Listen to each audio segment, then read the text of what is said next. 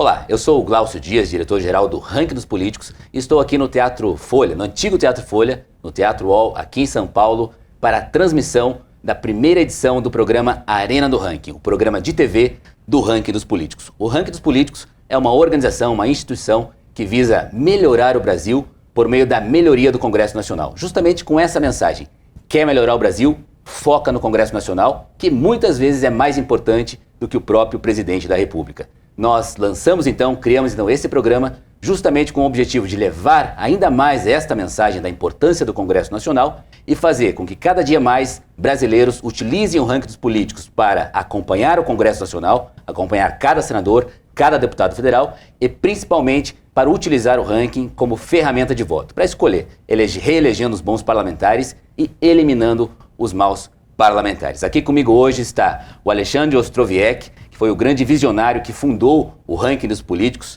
há 10 anos aproximadamente, ao lado do seu sócio Renato Feder, com essa visão muito clara da importância do Congresso Nacional. Muito obrigado pela sua presença, Alexandre, e por esse projeto maravilhoso. Também Tatiana Poroger, ao nosso lado aqui, grande colaboradora do Ranking dos Políticos, comunicadora, está constantemente nas redes sociais do Ranking, também na Arena do Ranking agora aqui nesse programa de TV. Por fim, temos também Nanda Schmidt, influenciadora digital, graduanda em Direito, está conosco no Ranking dos Políticos também, tem muitos seguidores nas redes sociais, está aí também fortalecendo e participando dessa edição especial, desse lançamento desse programa. E por fim, aqui, Andressa Bravin, cientista político, nossa correspondente em Brasília, sempre produzindo vídeos também para o Ranking dos Políticos, com muita constância para prestigiar e monitorar o Congresso Nacional. Enfim, e o primeiro entrevistado do programa, dessa série, é Sérgio Moro.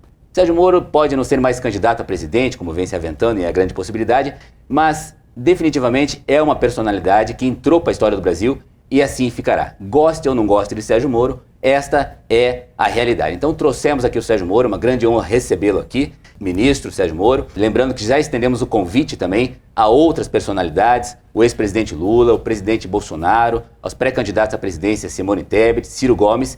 E a ideia do programa, a ideia do Ranking dos Políticos, do Arena do Ranking, é justamente ampliar o debate. É uma visão muito clara de que não é possível construir um país sem um amplo debate, sem um amplo diálogo. Então, já começo com as perguntas aqui, nós vamos fazer em formato de arena, ministro. Vamos falar basicamente o seguinte: primeiramente sobre a parte da Lava Jato, a sua história nesse momento, depois da sua passagem como ministro de Estado, como membro de governo, e por fim o seu momento político atual, o que vislumbra aí na política nacional. Então, o primeiro ponto é o seguinte: a Lava Jato foi assassinada. Em algum momento da história da Lava Jato, o senhor imaginava esse desfecho? Glaucio, primeiro, muito obrigado aqui pelo convite, está falando com o Ranking dos Políticos e na estreia desse programa, Arena. Imagino que vocês não são os leões, então eu fico pensando que horas vão soltar os leões aqui. Mas enfim, muito obrigado, é um grande prazer estar aqui. Eu louvo essa atitude, a gente tem que realmente criticar e fazer ponderações e buscar melhorar a qualidade do debate político no Brasil. E é importante que a gente tenha organizações não governamentais, institutos, associações, fazendo esse trabalho. Olha, durante a Operação Lava Jato, nós tínhamos um pouco uma visão do que poderia acontecer com base no que aconteceu na Itália. A Itália teve as mãos limpas, que foi uma operação contra a corrupção muito intensa, entre ali principalmente 92 e 94, e depois houve uma reação política muito forte. E, de fato, eu acabei até conhecendo alguns dos magistrados italianos, falei com eles, e se sentia aquele grau de desapontamento. A gente sabia que a mesma coisa poderia acontecer no Brasil. Qual que é a minha avaliação? Enquanto a Lava Jato estava bastante visível na televisão, nos jornais, com grande apoio da opinião pública, a gente teve a maior manifestação popular em 2016 em favor do combate à corrupção, também ali outras bandeiras, ela conseguiu resistir a qualquer reação do sistema político. Quando ela mais ou menos saiu de pauta, o sistema político começou a revidar. E o sistema político daí foi parte do STF, parte do Congresso e a própria presidência da República.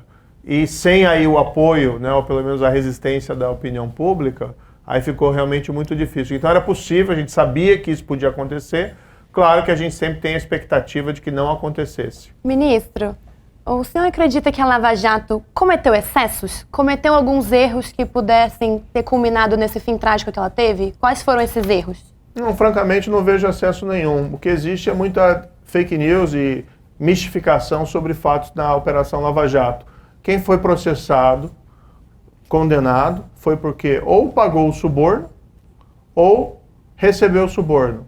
Aí inventam umas histórias, criminalização da política. Que criminalização da política? Quer dizer, é normal receber propina, suborno? Isso não é criminalização da política. Isso faz parte do Código Penal brasileiro há muito tempo e é assim no mundo inteiro. As pessoas, o que a gente viu é que a gente tinha uma tradição de impunidade e foi quebrada essa tradição. Então as pessoas começaram a ser presas. Um ex-presidente da Câmara, ou ex-presidente da República, deputados, senadores, donos de empreiteiras, né? E não foi só aqui no Brasil. A Lava Jato chegou na Odebrecht, né, que pagou propina aqui para muita gente no Brasil, mas depois disso até atravessou as fronteiras nacionais, né? Pagaram suborno aí para dezenas de países da América Latina e da África. Tanto assim, quando eu vou lá fora, viajo para fora, a Operação Lava Jato é reconhecida como uma das maiores operações de combate à corrupção no mundo, principalmente pelas repercussões internacionais. Claro que lá fora ela é mais conhecida como caso Odebrecht, né, por essa vertente específica. Então eu não vejo excesso nenhum. O que houve, na verdade, é uma tentativa de deslegitimar o combate à corrupção com base em falsas narrativas. Agora, se alguém conseguir demonstrar para mim, mostre um inocente que foi condenado pela Operação Lava Jato. O que houve, sim, uma reação política e jurídica muito forte para a gente voltar ao status quo da impunidade. Gostaria de saber se o senhor acredita que o Lula poderá ser condenado novamente. Olha, ele nunca foi inocentado. Então, apesar de toda a propaganda do PT, né, o Supremo não inocentou ele. O Supremo cometeu um baita erro judiciário, anular aquele processo. Nunca teve nenhuma perseguição contra o Lula, isso é uma fantasia. Você dizer que teve perseguição a alguém porque foram proferidas decisões contra ele, num processo é isso que acontece. Profere decisão a favor de uma parte ou contra outra parte, normalmente tem uma mistura. Então é uma fantasia. E 3 anos depois da prisão do Lula, vir dizer que tinha que ter sido jogado em Brasília e não em Curitiba, é brincar com a nossa inteligência. Então o que houve ali foi essa reação, mas ele não foi inocentado. Agora, os processos foram daí encaminhados de Curitiba para outros juízes e prescreveu, né? O juiz que recebeu disse lá que prescreveu. E o fato é o seguinte, foi muito difícil conduzir esses processos contra o ex-presidente Lula. Você vê o nível na época já era difícil, o nível da reação política, da baixaria, das mentiras, da tentativa de lamear o seu nome. Então é aquela questão, ainda que pudesse processar o Lula hoje, quem quer ter coragem? Né? Quem quer ter coragem de fazer isso? Porque quando se fala dessas pessoas poderosas, a grande questão é essa, você tem coragem de ir até o final? Hoje algum juiz teria coragem de fazer isso? Então, na época a gente teve. Os condenados à Lava Jato hoje estão processando, pedindo indenização para membros do Ministério Público, do Judiciário. Né? Como que o senhor se sente em relação a isso? Isso é um absurdo, uma completa inversão de valores. Teve essa situação do Deltan, né, que foi processado por danos morais por conta do PowerPoint. E aí quando muitas vezes eu vi lá excessos da Lava Jato, diga ao PowerPoint do Deltan. Eu falo, não, você está de brincadeira, né? Que numa operação desse tamanho vai se falar que o problema foi o PowerPoint do procurador, que na verdade ele quis colocar lá, de uma forma simplificada, o raciocínio do Ministério Público Federal, né, para apontar ali o ex-presidente como responsável por aquele esquema criminoso. Porque vamos dizer, a Petrobras foi saqueada, isso é algo inegável. Por conta da Lava Jato, a Petrobras divulgou que recuperou 6 bilhões de reais. Bilhões. Então esse é o mínimo do tamanho do esquema de corrupção, porque não recuperou tudo. Tecnicamente, o que o pessoal alega é que houve uma cooperação, talvez um pouco mais do que republicana, entre o Judiciário e o Ministério Público. Então a pergunta é a seguinte, se o Moro de 22 pudesse voltar atrás ao Moro 16, haveria alguma mudança na condução técnica do processo, alguma coisa que pudesse blindar mais a operação? Alexandre, essa é uma outra narrativa, né? Nunca teve nenhuma espécie de conluio, nunca teve nenhuma espécie de orientação do que fazer. O que pegaram aquelas mensagens hackeadas, a autenticidade dela nunca foi confirmada, e eu não vou ficar reconhecendo a autenticidade de mensagem que foi obtida de meio criminoso. Mas se você olhar com objetividade o conteúdo daquelas mensagens, não tem nada, prova não foi fraudada, prova não foi ocultada. Ninguém fala naquelas mensagens, vamos lá atrás do fulano X ou fazer isso ou aquilo. Não tem nada disso. O que existe, sim, é a grande narrativa que busca a impunidade da grande corrupção. Né? E quem são os culpados por isso? Isso que a gente tem que tomar cuidado. O culpado é o procurador que lutou contra a corrupção, o culpado é a Polícia Federal que lutou contra a corrupção, o culpado é o juiz que lutou contra a corrupção, ou o culpado são os bandidos, seus amigos, que reconstruíram a impunidade da grande corrupção no Brasil. Então, se houve excesso de alguém, esse excesso não está lá em quem lutou contra a corrupção, mas exatamente aqueles que até hoje ainda buscam a impunidade dessas pessoas poderosas que roubaram o Brasil. Esses são os verdadeiros culpados. Ministro, tem uma curiosidade aqui. É o seguinte, no dia em que o senhor decidiu liberar, publicar os áudios, acabar com o sigilo das gravações dos grampos telefônicos do Lula, e que havia lá aquela conversa que, na minha visão, foi um momento épico da história política brasileira, em que o Lula supostamente tramava ali com a Dilma uma blindagem, uma nomeação de ministro para se blindar de uma eventual operação, de uma eventual ação da operação sobre ele. A pergunta é de cunho pessoal. Como é que foi o sentimento? O senhor rezou antes de fazer isso, de liberar? Conversou com a sua esposa, com a família? Como é que foi pessoalmente isso? Não, para mim foi uma decisão normal que seguia um curso do que a gente fazia no Lava Jato. A gente sempre dava publicidade a tudo. O segredo é a arma que os poderosos têm para esconder os seus malfeitos dos governados, dos representados. Por que tem tanta patifaria em governo, em Congresso? Não estou falando necessariamente que no Brasil. Como é que os políticos conseguem se proteger? Através do quê? Do segredo. Por isso que ter transparência, ter debate, ter discussão é algo fundamental para melhorar a política. O que a gente fazia na Lava Jato? Eu não vou ficar segurando prova ou segredo sombrio de gente que fez coisa errada. Desculpa, mas reformulando. Não deu nem um friozinho da barriga, então, soltar um áudio do Lula com a Dilma no Jornal Nacional? A gente saberia que... Não, eu não soltei nada. Peraí. Eu não tinha esse relacionamento, eu não passava provas ou coisas para jornalistas. Viabilizou o caminho, né? O que eu fazia? Eu pegava o processo, levantava o sigilo. O processo era eletrônico, todo mundo tinha acesso, não só o jornalista, mas a população comum. Isso é empoderar as pessoas.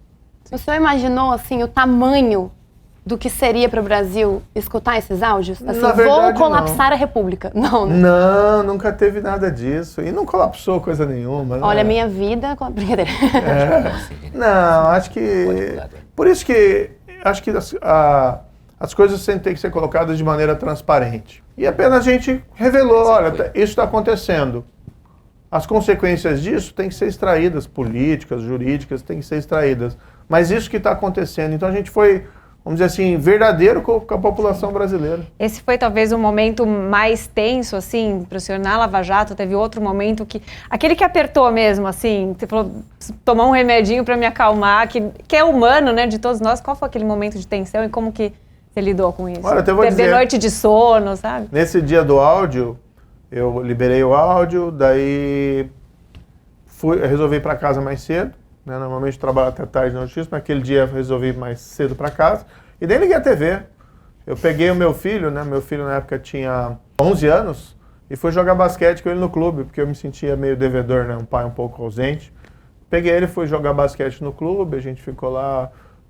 Eu não imaginava que ia ter tanta repercussão, para ser bastante franco com você.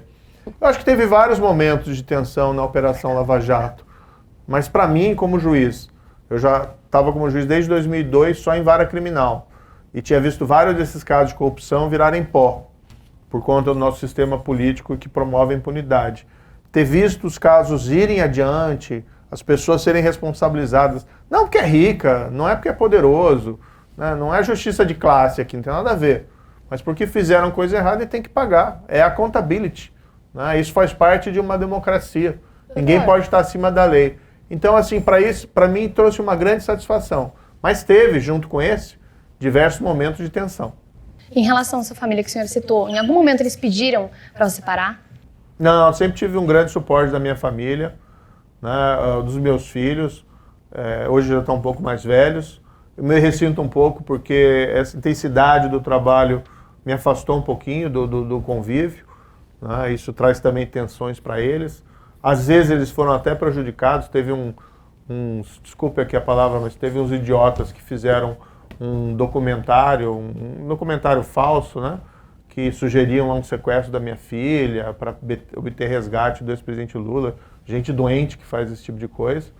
Então são coisas assim que muito ruins. Agora, eu tive um grande suporte também da minha esposa, né? A Rosângela Moro. Ela é advogada, ela tem a vida profissional dela própria, atua principalmente em causas aí com pessoas com doenças raras, pessoas com deficiência, associações respectivas. E ela também teve que ajustar a carreira dela, né, adaptar. Mas a gente via que a gente estava fazendo algo que a gente acreditava que era o certo. Ministro, o senhor comentou agora há pouco que a operação é super reconhecida internacionalmente, que você é bem recebido pelas pessoas, no mundo afora. No momento de hoje, assim, onde o senhor está agora, você se sente um pouco traído pela população brasileira? Você se decepcionou com a população?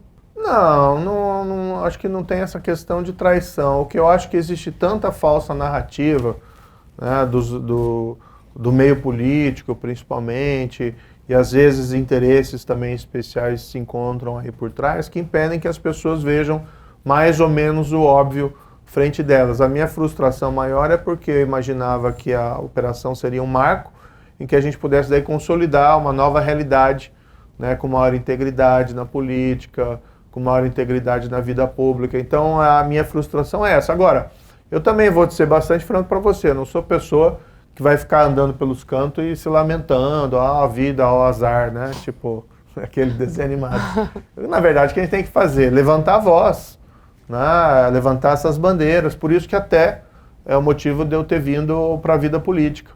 O pessoal às vezes questiona, mas você disse que não ia ser político. Sim, mas olha só, eu imaginava que o mundo político ia carregar essas bandeiras. E o que a gente viu foi o abandono, né, e a hipocrisia reinante. Então alguém vai ter que falar, nem que seja uma voz pregando no deserto. Por falar em disputa de narrativa, o senhor comentou aí sobre isso.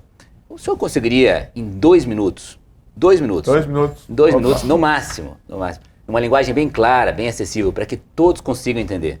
Quais foram as provas concretas que foram consideradas na condenação do ex-presidente Lula? As provas concretas, quais foram? As provas concretas, a gente tem testemunhas que fizeram acordo de colaboração, a gente tem testemunhas que não fizeram acordo de colaboração e depuseram, a gente tem os documentos. Vamos pegar um caso que é mais fácil de explicar. Mas que tem o digital dele, qual é a prova? O caso lá o sítio de Atibaia. Você utiliza a propriedade como se fosse proprietário. Está sempre lá. Ocupa lá, inclusive, a suíte do casal. Teus bens estão lá. Né? Se o sítio é de um amigo, poxa, é um bom amigo muito chegado teu. E aí o que você tem? Você tem as empreiteiras, Odebrecht, OAS, fazendo reformas no sítio lá de Atibaia, sem receber nenhum tostão. Eu nunca ouvi falar que a Odebrecht, né, fazia reforma em sítio, a OAS fazia reforma em sítio. Tá? Mas esse é uma ponta do iceberg. Essa é uma ponta do iceberg. O fato é que você tem um esquema que perdurou durante o governo do PT, em que envolveu o quê? Loteamento político da Petrobras, com diretores e gerentes encarregados de arrecadar pagamentos de grandes empreiteiras, como se fosse uma regra do jogo, e esse dinheiro ia para eles parte, que eles enriqueciam, e parte para o mundo político, seja para financiamento ilegal de campanha, ou seja, para enriquecimento ilícito dos políticos. A Odebrecht, né, fez aquele acordo e revelou, o João Santana falou isso também, o Antônio Palocci falou isso, palavras deles. E tem documentos que foram apreendidos antes da colaboração, que o PT tinha uma caixa, uma espécie de uma conta corrente com a Odebrecht de 200 milhões de reais. Estava lá no programa especial italiano, que é um documento que foi apreendido antes. E aí você tem que fazer as interpretações e depois eles confirmaram esse conteúdo. E segundo eles mesmos, eram provenientes de trocas. E existiam provas concretas dessas testemunhas que fizeram delação premiada, né? Assim, eu pergunto, e-mails, conversa de WhatsApp, coisas que eles pudessem comprovar que de fato essas... Não, veja, ninguém é condenado com base na palavra de um colaborador. Isso. Sempre tem que ter prova de corroboração. Agora, o que a gente tem que entender também é o seguinte... Porque o brasileiro não tem acesso a essas coisas físicas, né, concretas. Sim. A gente não vê uma conversa de WhatsApp entre eles, um e-mail, uma coisa. Então, acaba que a gente é bombardeado por essas teorias conspiratórias, enfim. Na época foi tudo, né, divulgado, a gente publicou, inclusive, esse programa especial italiano, estava lá, italiano era o Palocci, E o próprio Marcelo Abrão, o italiano era Palocci, e tinha um documento que tinha sido apreendido antes, não foram documentos que eles entregaram com a colaboração, eles tinham sido encontrados antes. Mas você tem um fato objetivo, né, para os céticos, 6 bilhões de reais que a Petrobras retomou por conta da Lava Jato. Então esse dinheiro é o quê? Invenção? Né? As pessoas foram lá, confessaram, pagaram porque queriam fazer uma contribuição para os cofres públicos, né, para a República Brasileira. Isso aconteceu em qual governo? Governo do PT.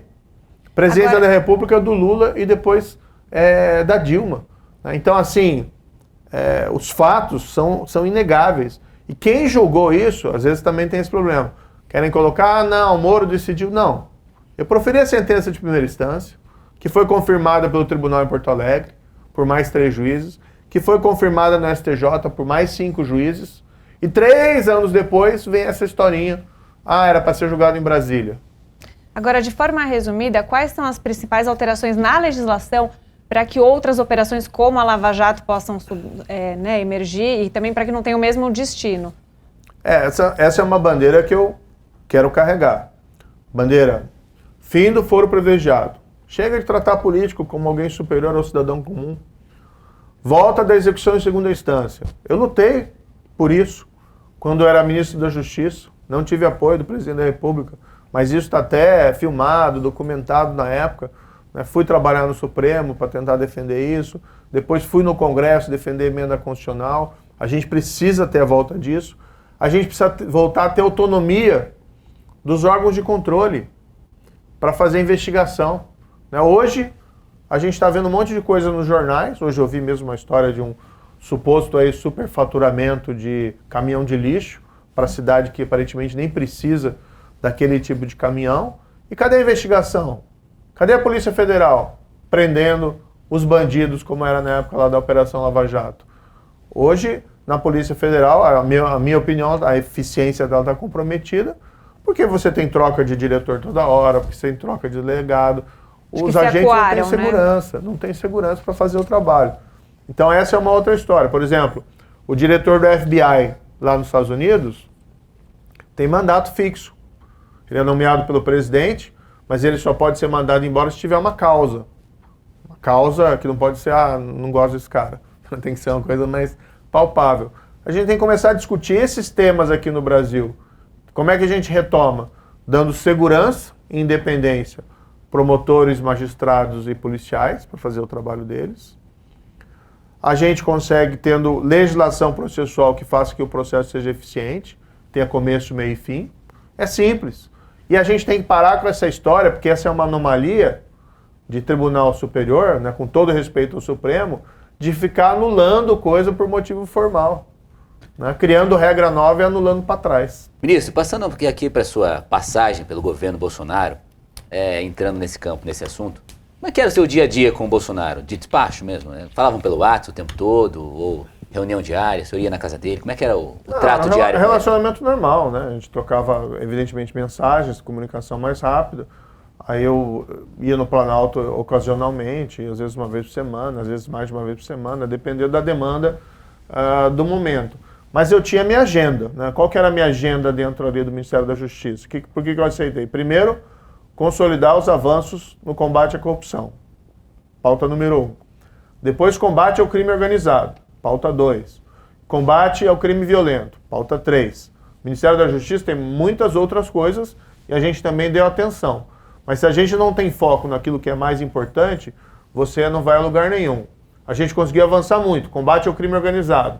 Por exemplo, aqui em São Paulo, a gente fez o que ninguém fez, que foi pegar as lideranças do PCC, a maior organização criminosa do Brasil, e mandamos eles para presídios de segurança máxima federais, nos quais eles foram isolados e perderam a capacidade de comandar crimes lá de dentro das prisões. Então foi game over. Tanto assim que eu imagino, por exemplo, nomes como Marcola. Qual foi a última vez que você ouviu o nome Marcola? Tá meio sumido. 2019. Por quê? Porque a gente isolou o que deviam ter feito lá em 2006. Mas ninguém tinha coragem de fazer.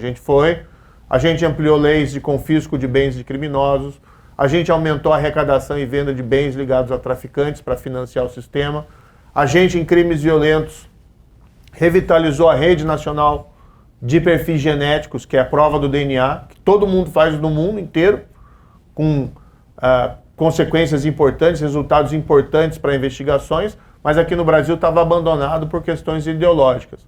Então a gente fez muita coisa, mas aquele ponto que para mim, né, era essencial, que era o combate à corrupção, realmente não foi possível avançar, porque estava na minha agenda, não estava na agenda do presidente. Então, inclusive, assim, a gente acompanhou de fora, né, que a sua relação com o presidente Bolsonaro foi esfriando, né, com o passar do tempo, até o momento que desandou de vez. Qual foi o momento que desandou de vez? Olha, eu acho que talvez o momento mais significativo para mim foi quando eu trabalhei muito no ano 2019 para a aprovação do projeto de lei anticrime. Tinha coisas muito boas e demorou muito.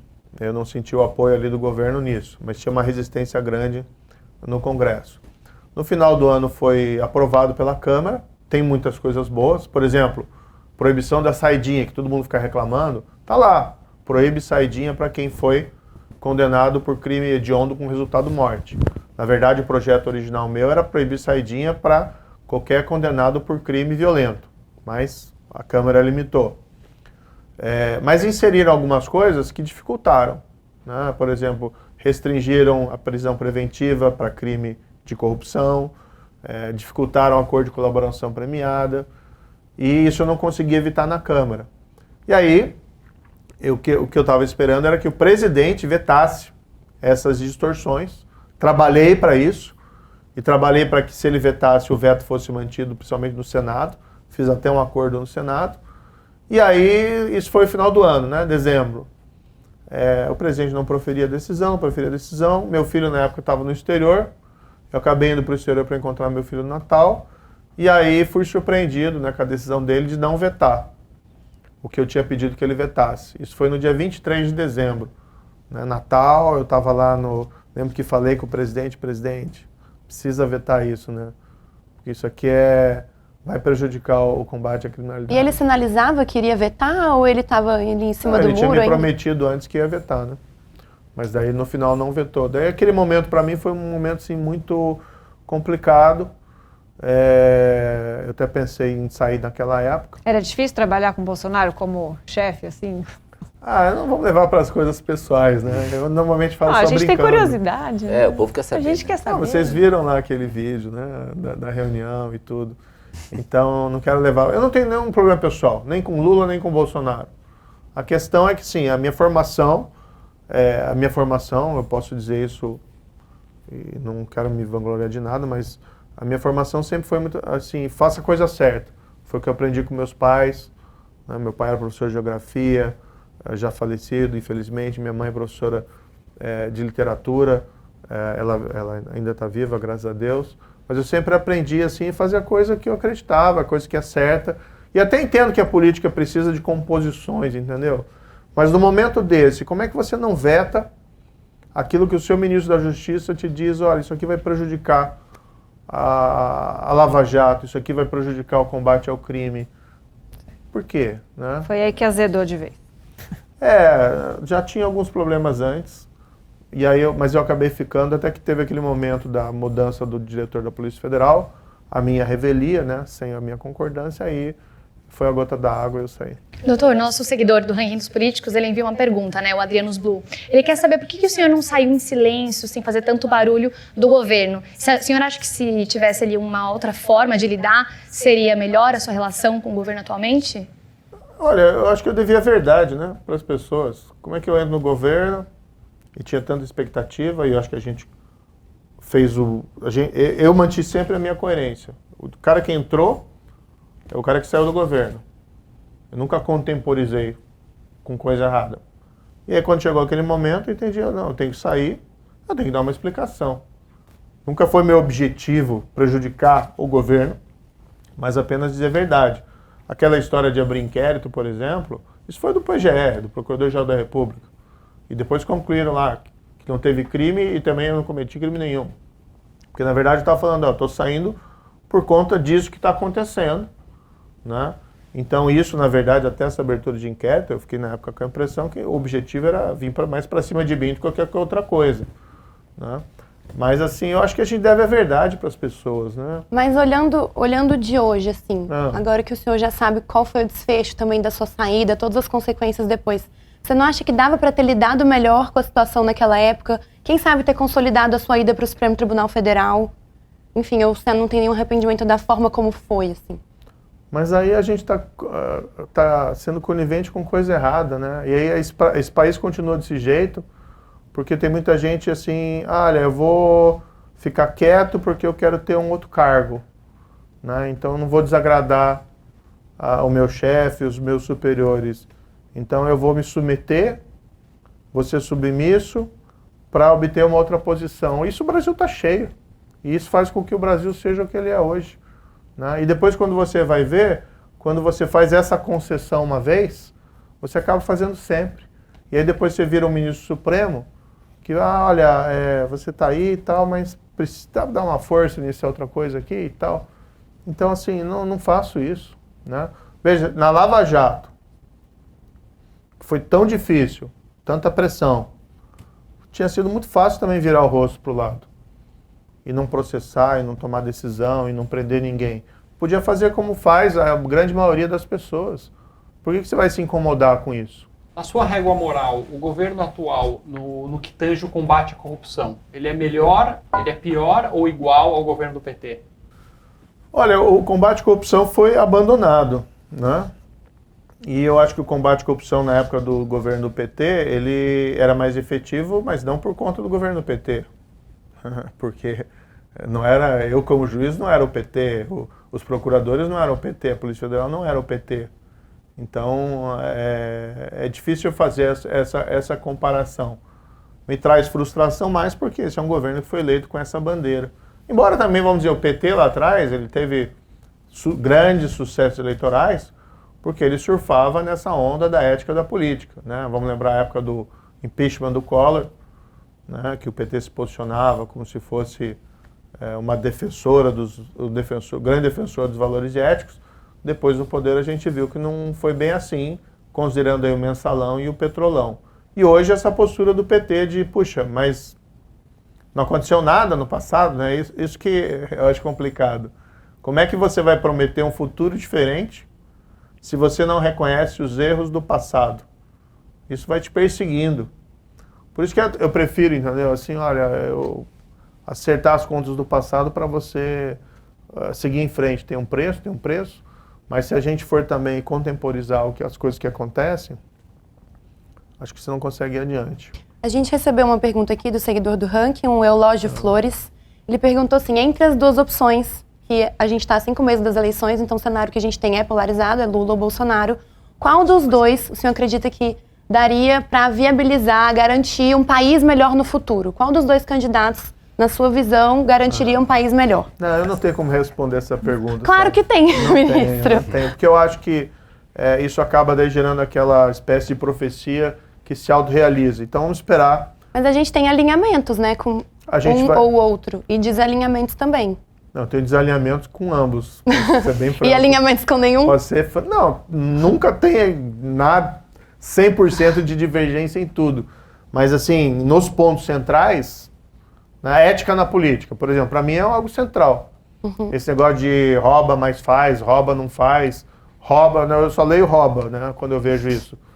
Para mim não tem essa conversa, porque primeiro você precisa de um governo honesto, aí você discute as políticas que esse governo vai realizar, e aqui você tem um amplo espaço para divergência. Agora, se você já começa dizendo, fazendo concessões em relação à honestidade, é por isso que a gente está nessa situação hoje. Tem estudos, né, os estudos mais recentes, eles sempre fazem uma correlação entre a qualidade das nossas instituições e o desenvolvimento econômico. Então a gente não está patinando na economia há 30 anos por acaso. A gente está patinando há 30 anos na economia porque a integridade foi abandonada na política. Claro que tem gente boa na política, não vamos também generalizar, mas a gente tem uma fórmula hoje de proferir decisões políticas que está disfuncional. É fundão, é orçamento secreto, antes era mensalão, petrolão, loteamento público de cargos. Como é que o país vai dar certo nisso? acho que vocês todos aí têm não sei se todos, né, mas muitos que nos ouvem, ou vocês também, em parte, têm um pé no mundo empresarial. Chega lá na tua empresa e fala lá, chama todo mundo da direção, dos empregados e diz: pessoal, agora a regra mudou. Rasguem o código de ética da empresa, agora cada um por si é um vale tudo. Pode pegar dinheiro do caixa da empresa, pode ir lá nas transações comerciais que você fizer com o seu cliente ou com o fornecedor, você pode cobrar um suborninho ali para você e tá tudo tranquilo, vai ser assim, agora diante da empresa. Essas são as novas regras. A empresa vai quebrar. O Brasil só não quebra, tá? O Brasil só não quebra porque a economia, né, e a população consegue, apesar de tudo, avançar. Agora, não tem como o país dar certo se a gente está abdicando da ética. Eu lembro uma frase do ministro Barroso, né? A gente está construindo um país de delinquente, rico, com impunidade. Como é que vai dar certo isso? Não vai dar certo. Ministro, ainda no campo político, é inegável, na minha visão, pelo menos, que o seu trabalho alterou significativamente as eleições. Graças ao seu trabalho, Lula não foi candidato, estava preso, mas ainda assim conseguiu colocar o Haddad, preso sem poder falar, colocou o Haddad, que é uma figura bastante inexpressiva, com 45% no segundo turno, o que dá para decorrer e deduzir que se fosse ele o candidato, muito possivelmente ele seria o presidente. O senhor acha que o Bolsonaro tem essa percepção? O senhor acha que ele sente alguma gratidão ao senhor por conta disso? Olha, tudo que eu fiz foi aplicar a lei, entendeu? Então quem tirou o Lula da disputa presidencial foram os escândalos de corrupção do PT.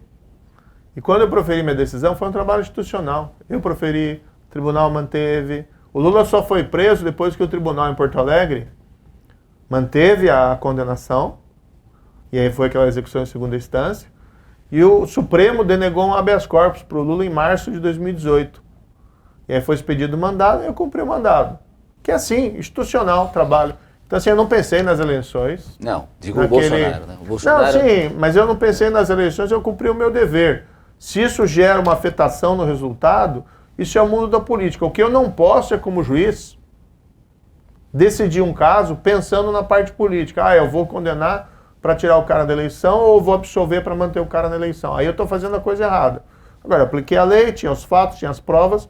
Esse foi o meu entendimento. O que acontece a partir dali é um raciocínio que o juiz não pode ter. Sobre o ponto de vista de um eleitor de centro-esquerda, um estranhamento que aparece bastante quando a gente faz as entrevistas é que ele está vendo um juiz que, a princípio, tem um papel neutro, né, naquele cenário eleitoral, que condena o candidato que está à frente da corrida presidencial e, após a eleição, se junta ao time ganhador.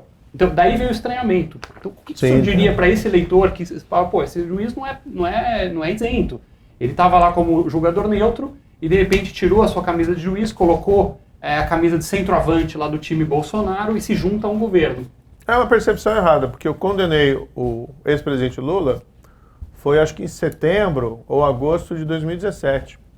Eu nem sabia quem era Bolsonaro, acho que eu tinha visto naquela impeachment lá, ele falando alguma coisa, nem sabia que ele era candidato, e ninguém apostava que Bolsonaro ia ser alguma coisa em 2018. Ninguém, é um pouco demais, né? Mas ninguém achava que ele ia ser o próximo presidente. Eu vim a conhecer realmente Bolsonaro foi depois das eleições, que eu encontrei pessoalmente. Então, meu trabalho ali é independente. Agora, veja, o que eu falei antes? Eu fui para o governo porque eu queria consolidar os avanços anticorrupção. E você tem esse sonho, sem essa bandeira, e é o presidente recém-eleito. Até então nunca tinha surgido nada sobre ele relacionado à corrupção. Pelo menos passou por uma eleição inteira e a imprensa não revelou nada de significativo. A história das rachadinhas veio depois, apenas, né? E aí o que acontece? Convida, olha, vamos lá mudar, né? Vamos transformar. Eu achei que tinha uma oportunidade ali, uma janela de oportunidade. E tinha conhecido os magistrados italianos, né, com aquela frustração. Olha, quem sabe aqui é uma chance para a gente evitar. Então, assim, o trabalho que eu fiz como juiz foi um trabalho neutro, foi um trabalho imparcial, foi com base nos fatos e foi com base nas provas. E se não acreditarem em mim, tem os 3 juízes lá de Porto Alegre, tem os 5 juízes lá no STJ, tem o STF que denegou o habeas corpus, né, para o ex-presidente Lula. Então estava todo mundo fazendo o seu trabalho. O senhor tem vontade de ser ministro do STF? Eu, ministro do STF? Olha, acho que ser ministro do STF é uma grande honra para qualquer pessoa de formação jurídica, né? Juiz faz parte da carreira. Mas hoje, confesso para você que não está, né, dentro do meu horizonte e nem é objeto do meu desejo. O que eu quero mesmo, né, como disse, é levantar essas bandeiras e ajudar a mudar esse país para melhor. É o país onde nasceram meus filhos, né, onde eles vão ter os seus filhos um determinado dia, onde a gente tem os nossos amigos.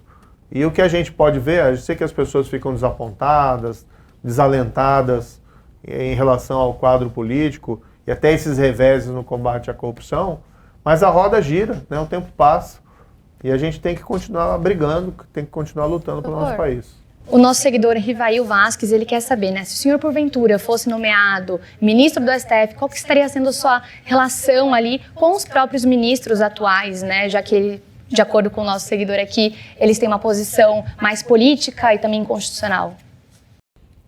Eu conheço alguns ministros do Supremo, né, tenho até um relacionamento, não vou dizer próximo, mas bastante cordial, né? Por exemplo, o presidente atual, o ministro Luiz Fux, sempre defendeu a Lava Jato, tem um discurso vigoroso contra a corrupção, votou vencido, inclusive, em vários desses casos. O ministro Barroso, também o ministro Fachin, sempre foi um apoiador da Lava Jato, proferiu aquela decisão da competência que eu, sinceramente, discordo. Tem um outro seguidor, o Ricardo Leal, até mandou isso aqui, a gente anotou. O senhor acha que os atuais ministros do STF são um perigo para a democracia? O senhor concorda, por exemplo, com as decisões do ministro Alexandre de Moraes no que tange a proibir, a perseguir blogueiro, a proibir Telegram, etc e tal, a suspender o Telegram? Perigo da democracia é uma palavra um pouco forte, uma expressão um pouco forte, né? Tem algumas decisões do Supremo que é natural que as pessoas discordem. Eu, por exemplo, acho que essa anulação da condenação do Lula foi um absurdo, né? Foi uma adesão errada. Até aquele comitê da ONU, tal, não sei o que, tal, os votos vencidos qualificam a decisão como um acerto político de contas. Fazia uma expressão assim um pouquinho grave. A expressão deles não é minha. O senhor concorda com essa expressão? É uma expressão que eles utilizaram. Eu acho que juridicamente não havia razão para anulação da condenação do ex-presidente Lula. Pode repetir a expressão que foi juridicamente não havia razão para anulação. Mas esse organismo da ONU disse exatamente o quê? Ele chama de um political settling of accounts. Um acerto político de contas. Isso, na tradução. Palavras deles. E, de fato, para a pessoa, é muito difícil entender, para a pessoa comum, é muito difícil entender. Como é que faz? O Supremo que autorizou a prisão do Lula em março de 2018, 3 anos depois, né, diz que aquilo não valeu. E não é porque diz, se viesse dizer o Lula é inocente, as pessoas entenderiam. Porque você não vai deixar alguém inocente na prisão. Mas aí, por questões formais, né, com base numa perseguição fantasiosa, porque assim, eu entendo perseguição, eu entendo que alguém é perseguido, se alguém é inocente, e aí você tem alguém malvado perseguindo aquela pessoa para incriminar indevidamente. Agora, porque foram proferidas decisões contrárias ao ex-presidente, então ele foi perseguido, isso chama processo penal. Qualquer processo você tem decisão contra ou a favor à parte. Enfim, tem muitas críticas ao Supremo, eu particularmente tenho severas críticas, até porque naquela sessão eu fui ofendido pessoalmente, que é algo anormal dentro de uma sessão de julgamento. Mas, por outro lado, eu também não defendo, e isso é importante, agressões a ministros do Supremo Tribunal Federal, invasão de prédio, ou simplesmente se acabar com a Constituição. A gente pode discutir reforma. Vamos mudar o Supremo Tribunal Federal. Vamos criticar. Faz parte da democracia. Agora, sem aquela ideia de fisicamente sobrepujar quem quer que seja. E o que o senhor pensa sobre benefícios, auxílios que são concedidos ao Poder Judiciário, né, em geral? Férias de 90 dias, um monte de benefícios que o resto da população não tem. Férias de 60, né? Tem gente que fala com alguns extras, chega até 100 dias, mais de 100 dias. Né, dependendo do... Eu acho que é uma demanda salutar da sociedade pedir a revisão desses benefícios. Não tem que se questionar por que precisa isso e o que justifica eventuais desses benefícios diferentes do que tem o resto da população. Agora, o mais odioso benefício que existe não é só para a magistratura. É o privilégio de foro, o foro privilegiado. Por que um político, por que um deputado, por que um ministro do Poder Executivo, por que o presidente da República, Por que que um ministro do Supremo Tribunal Federal tem que ser tratado como alguém superior ao cidadão comum? O cidadão comum, quando é acusado e investigado de um crime, é pelo promotor e pelo juiz da comarca, lá do fórum. Por que que os outros têm que ser lá em Brasília e pelas mãos do Procurador-Geral da República, dependente praticamente da vontade de uma única pessoa, para saber se aquilo vai adiante? Então um grande problema do Brasil é esse. Nós somos uma república de privilégios. Essa desigualdade social que a gente vê é um reflexo de uma desigualdade jurídica. Né? Quem tem voz vai a Roma e consegue impunidade, e consegue subsídio, e consegue benefício de toda a natureza. E quem não tem, não tem. Tá? Então para começar a produzir maior igualdade social, diminuir pelo menos a desigualdade, um dos caminhos é a gente começar a lembrar alguns mandamentos republicanos, que vem lá da Revolução Francesa, igualdade de todos perante a lei.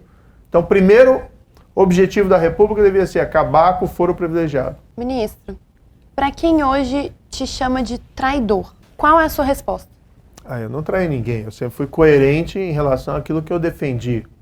Agora, eu não vou ficar protegendo pessoas de investigações ou protegendo gente que fez coisa errada. Isso eu não faço. Isso não é coisa de juiz. Quem faz isso é coisa de bandido, né? Ou de juiz bandido ficar protegendo bandido. Então, eu não faço isso. E se as pessoas achavam que eu iria fazer isso dentro do governo, elas estão muito enganadas sobre o que era Lava Jato e o que eu sou. Esse é o compromisso que eu tenho com as pessoas. Coerência acima de tudo. Né? E coerência com o que é certo, não com coerência com o que é errado. Então, assim, estou de volta na vida política, né? Devo até me apresentar para uma eventual candidatura, e quem for me avaliar, né, tem que avaliar sabendo o que eu sou e o que eu não sou. E eu não sou bandido, e eu não sou juiz que protege bandido. Falando em vida política, uma pergunta. O senhor desistiu da candidatura à presidência ou o senhor foi desistido? Nós recebemos informações aqui na Arena do Ranking de que teve uma reunião que Podemos lhe deixou abandonado, o partido no qual o senhor estava anteriormente. E que teve uma reunião num domingo de manhã, enfim, com os 3 senadores do Podemos no Paraná, com a presidente nacional do partido, em que tentaram lhe convencer, tem até a imagem da reunião, a abandonar a candidatura. E informações também de que não pagaram seu assessor de imprensa, de que não pagaram advogado, não pagaram contador, quer dizer, sem uma mínima estrutura de um pré-candidato a presidente. O senhor foi sabotado no Podemos? Isso procede ou não? Olha, eu tenho vários agradecimentos para o Podemos. Tá? Eu saí do partido, não é meu objetivo ficar criticando, ou tirando pedra, ou lavando aqui a roupa suja, tá? Do que aconteceu exatamente.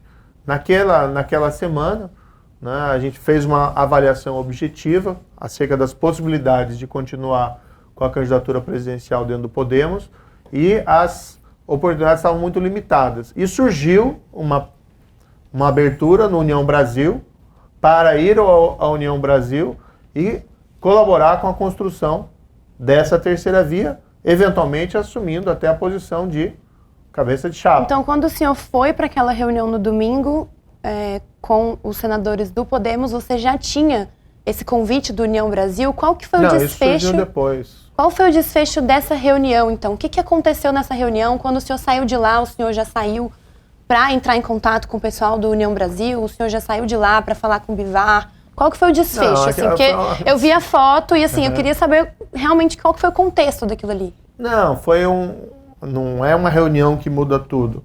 É uma série de fatos que vinham se acumulando. E a gente fez uma avaliação objetiva. Olha, eu voltei para o Brasil para buscar acabar com a polarização. Porque eu acho, sinceramente, que essas duas opções, tanto Lula como Bolsonaro, vão levar o Brasil para trás. Nós não vamos avançar. A gente pode fazer os comparativos, cada um tem as suas preferências, mas o ideal para o país é a gente ter um terceiro nome. Eu, dentro do Podemos, estava ali em terceiro lugar nas pesquisas, mas estava faltando estrutura. Tempo de TV, o partido menor. O que a gente entendia que haveria a possibilidade se tivesse uma coligação com um partido maior. Ocorre que o Podemos também estava alijado dessas negociações da terceira via. Né? E ali, com vários outros fatores que não vou ficar aqui explicitando, tá? Peço desculpas por isso, a gente acabou entendendo fazer esse movimento na direção do União Brasil, dar um passo atrás para tentar dar vários passos à frente de uma maneira mais robusta. Então foi mais adiante. depois dessa reunião no Podemos que você teve seu primeiro contato com o Bivar e União Brasil e tudo, foi depois?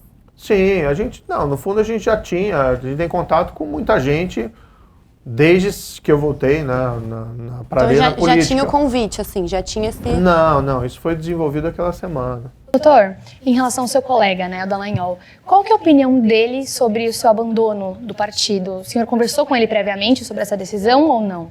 Não, ele compreende a decisão, falei com ele, inclusive, expliquei para ele os motivos, tal, etc. Né? Então é normal, ele preferiu ficar no Podemos, a candidatura dele é de natureza diferente, né, do que uma candidatura presidencial, não tem as mesmas dificuldades, e ele é um grande homem público, né? Eu acho que ele tem todo ele tem todo o direito de seguir essa carreira política, e eu tenho certeza que ele está muito acima aí da... Vocês ainda têm contato? Sim, não tem nenhum rompimento com o Deltan, né? O Deltan, eu nunca tive aquela amizade, ao contrário do que dizem, mas é um profissional que eu respeito bastante, e hoje está no mundo da política também, levantando aquelas mesmas causas com aquela mesma coerência.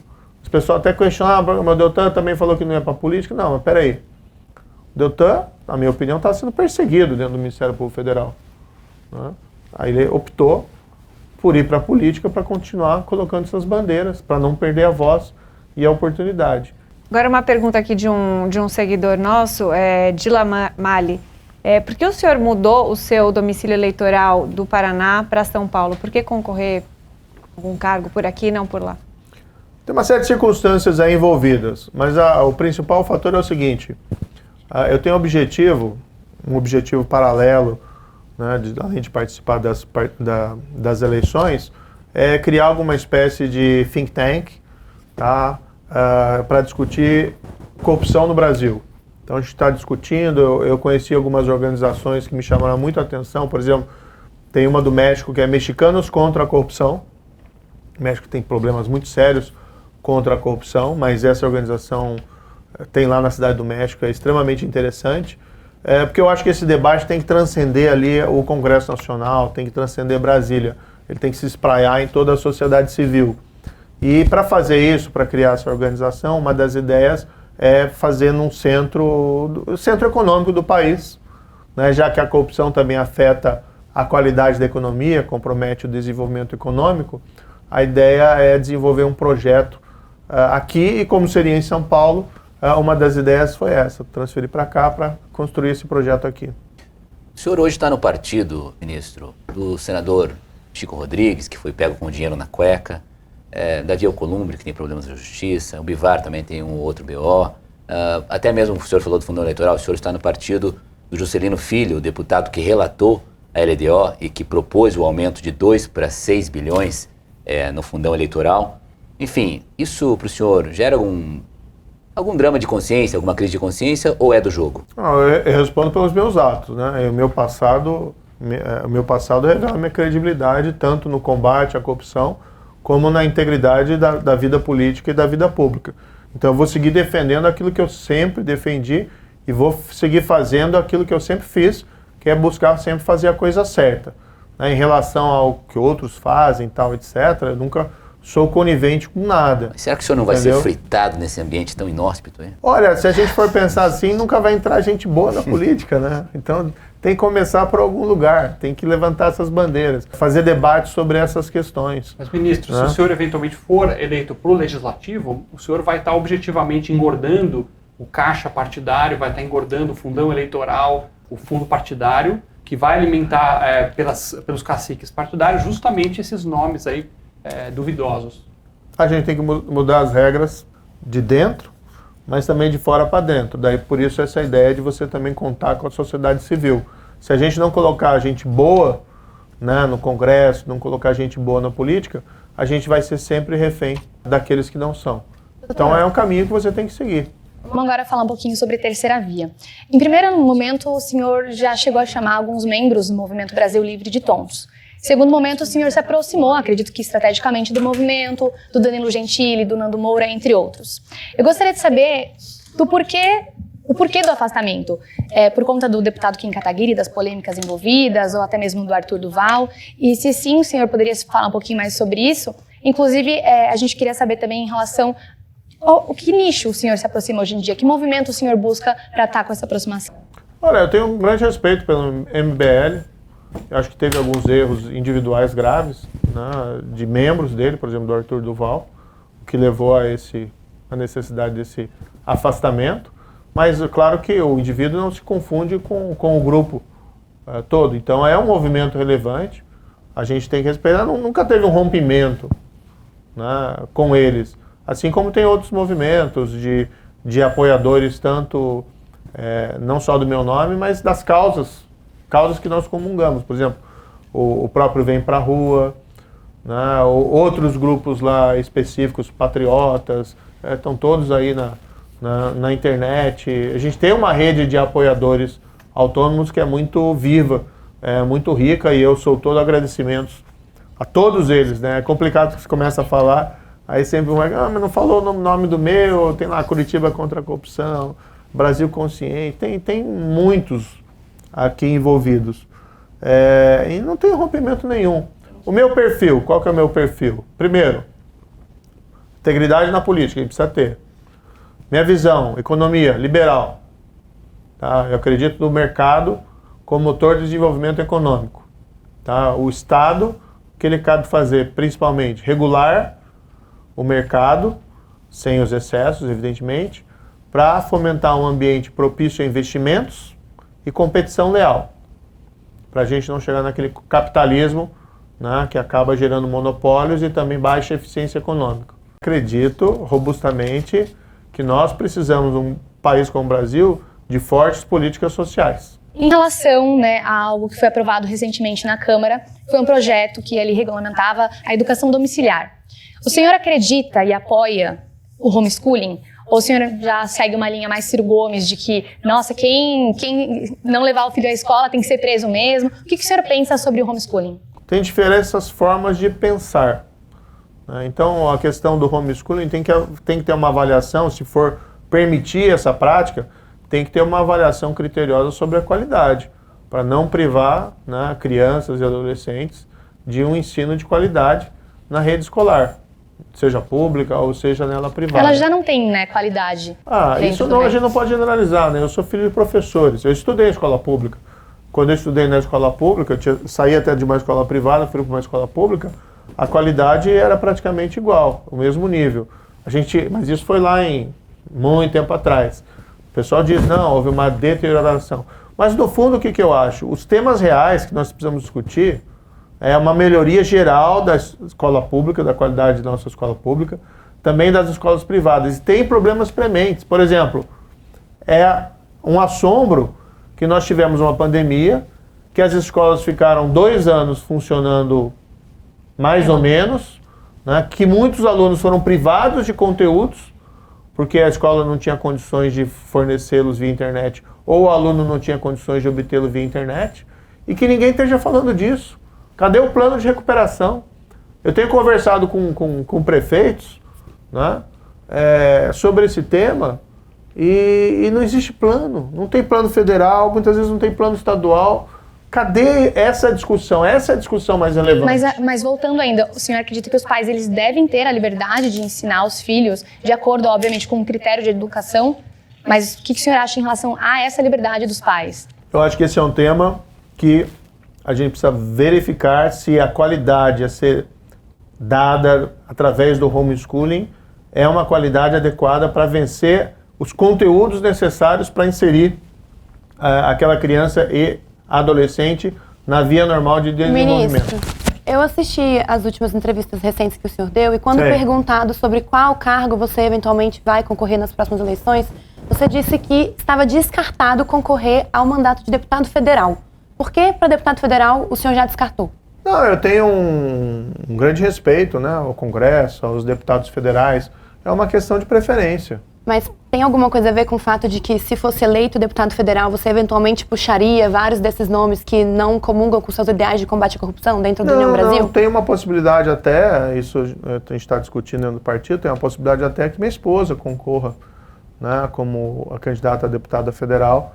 Como eu disse, que ela tem uma vida própria, uma vida dedicada a essas causas sociais, além de, como eu disse, se tivesse suporte da família, teria sido impossível realizar esse trabalho contra a corrupção. Só não está no meu cenário de preferências concorrer a deputado federal, uma coisa mais simples. Agora, o seu partido já colocou Luciano Bivar, né, como cargo majoritário, e o seu nome não tem aparecido mais em pesquisas para presidente.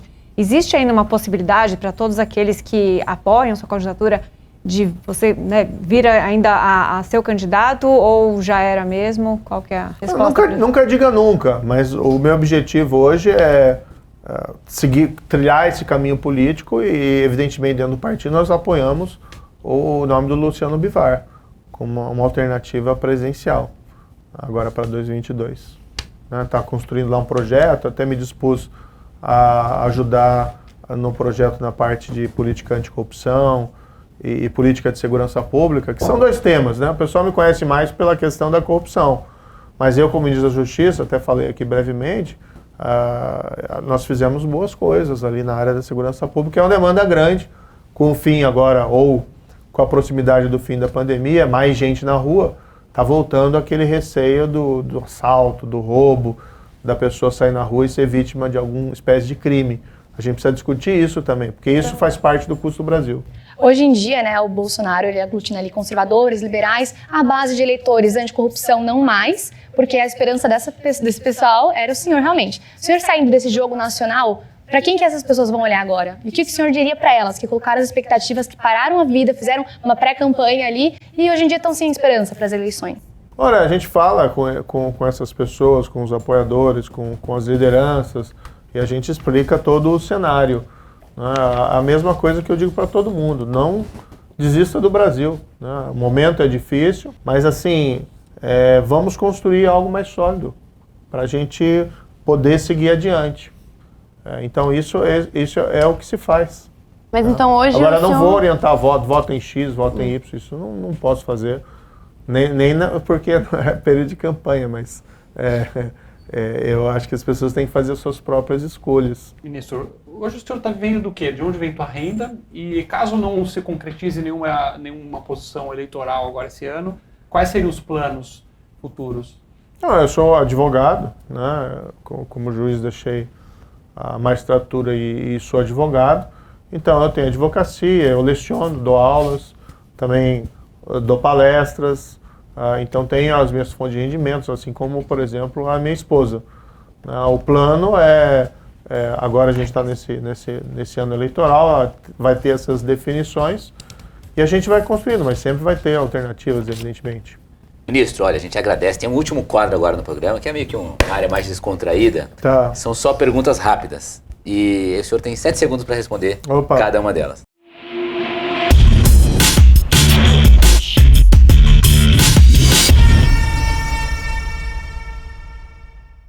Quando acabar o tempo, o senhor vai levar uma cornetada. Mas então tem que fazer perguntas. Ou corneta. Perguntas objetivas, sim ou não. Passou dos 7 segundos, aí. 7 segundos o senhor vai ter, hein? Peraí, deixa eu tomar uma aguinha. Toma uma aguinha. Vou tomar uma aguinha. E mas fica tranquilo que não vai doer nada. Resposta ou corneta? Tá bom. Número 1. O STF é corrupto, sim ou não? Não pode ser afirmado dessa maneira. O Lula é ladrão, sim ou não? O Lula? Olha, eu vou levar a cinetinha. Tô contando aqui. Eu levo a cinetinha ou o processo? Em algum momento, por algum segundo... Não, peraí, eu levo a cinetinha ou o processo por dano moral? Você tem 7 segundos para responder, fica ao seu critério. Acho que ele preferiu a corneta. Preferiu a corneta, ele preferiu a corneta. Em algum momento, por algum segundo, já se arrependeu de largar a toga? Não. Bolsonaro já te pediu alguma coisa escusa? Corneta. No segundo turno, chegou o segundo turno, Lula ou Bolsonaro? Corneta. Olha só. e Luxtodes, linguagem neutra. Linguagem neutra não dá. Não? Na época da Lava Jato, o senhor sonhava com Lula? Tinha pesadelo com Lula? Nunca. Soube de algum desvio do governo durante o mandato ou não? Desvio do governo? É.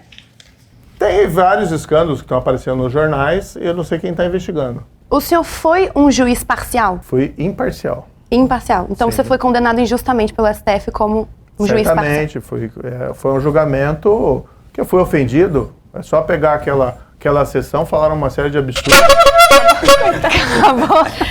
Você acha que falou demais com o Deltan no Telegram? Não, Descriminalizar as drogas, sim ou não?